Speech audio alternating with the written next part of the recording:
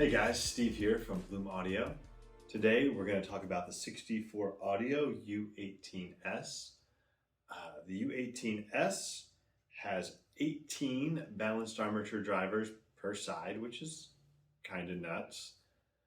So the internals of this remain largely unchanged from the custom model A18s, but this is now available in a universal fit for those of us who don't want to go visit an audiologist, or we're too impatient to wait for the order the customs and have a few weeks before they're delivered.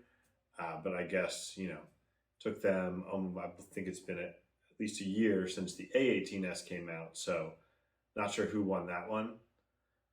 Either way, let's take a closer look at the U18s. 64 Audio recently updated their packaging. So the U18s get a slightly different experience than some of the older models of 64 Audio IEMs. The outer box remains largely the same. You may have noticed that they updated their logo. When you open it up, now instead of the Pelican style hard plastic case, you have this nice little leather wrapped case. And it's just a cardboard piece, but when you first open it up, you get a note, handcrafted with love, #64fam. And there's some cool stuff with it. So a couple things that get left out of the package that you may remember from older ones are there was a little like brush cleaner and like a lapel clip for the cable. Those are no longer included. You do get this really cool like Ninja Star case thing with a selection of ear tips on it. This is pretty nice selection, and including some foam and silicone, and these look like spin fits. So very nice selection there. You also get the Apex modules, which go from the MX, which is the most open, to the M15, which is what's in there by default, and the M20, which is the most closed off version. So you get some variability in both the soundstage and the bass in particular. With the more open version, the bass isn't quite as tight, but the soundstage widens. Whereas with the M20, you get a little bit more punch in the bass, but you lose a little bit of width, essentially. And this also has to do with how much noise and air and sound and other things that you're letting in and out. So it's both has practical and sound signature consequences for this.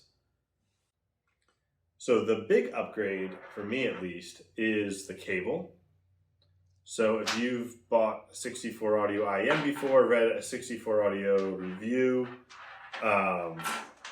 you know that there's this kind of thin black cable that comes with all of their IEMs.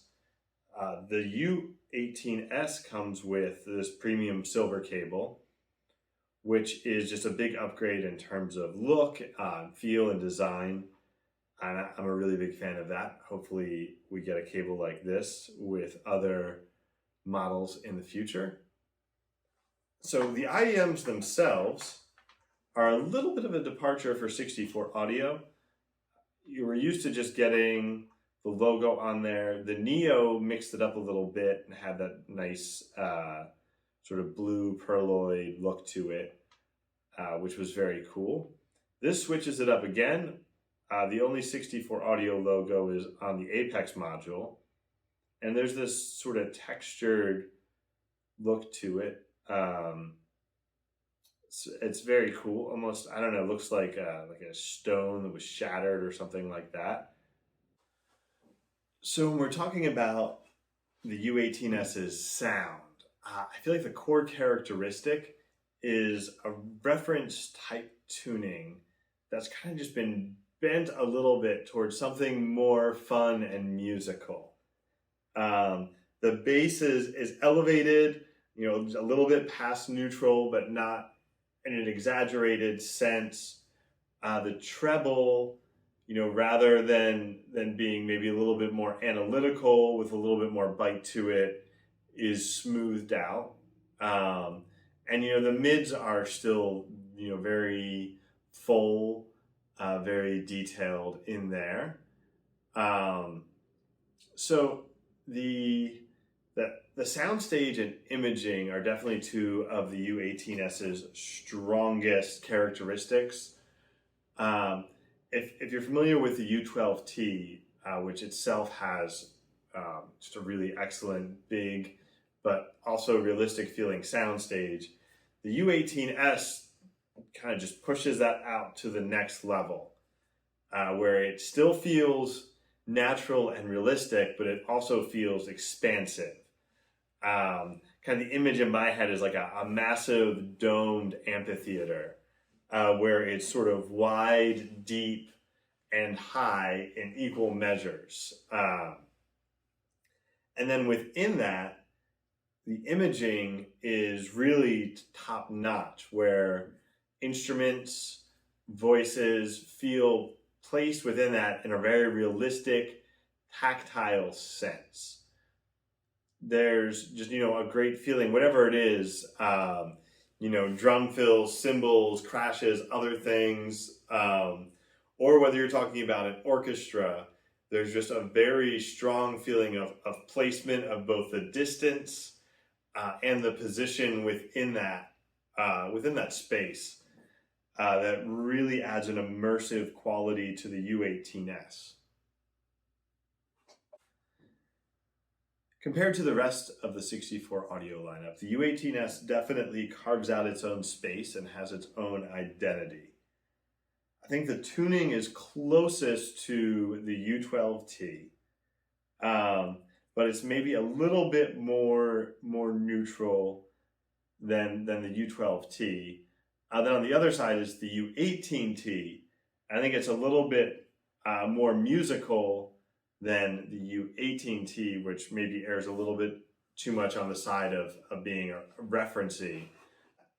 And one real advantage I see the U18S having over pretty much any other balanced armature IEM that I've heard, fully balanced armature, is it has a really natural, realistic sound and instrument timbre, where I feel typically when I hear a hybrid IEM next to a balanced armature one, the hybrid dynamic balanced armature always is able to create a more natural sound, a more realistic instrument presentation and other things, especially with acoustic instruments or with orchestral instruments.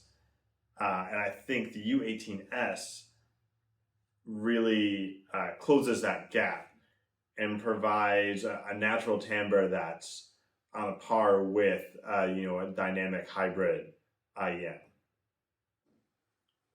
So if you're looking for an IEM with top of the line flagship level performance that balances musicality with a honest, more neutral reference like tuning, the U18S is a great pick.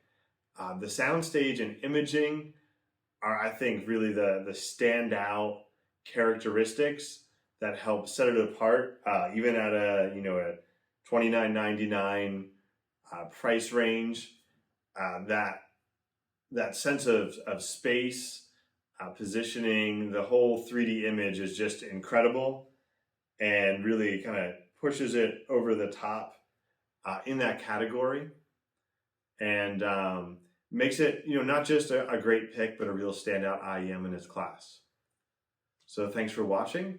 Be sure to check out our products and other reviews at bloomaudio.com, and we'll be back soon with more hi-fi personal audio content.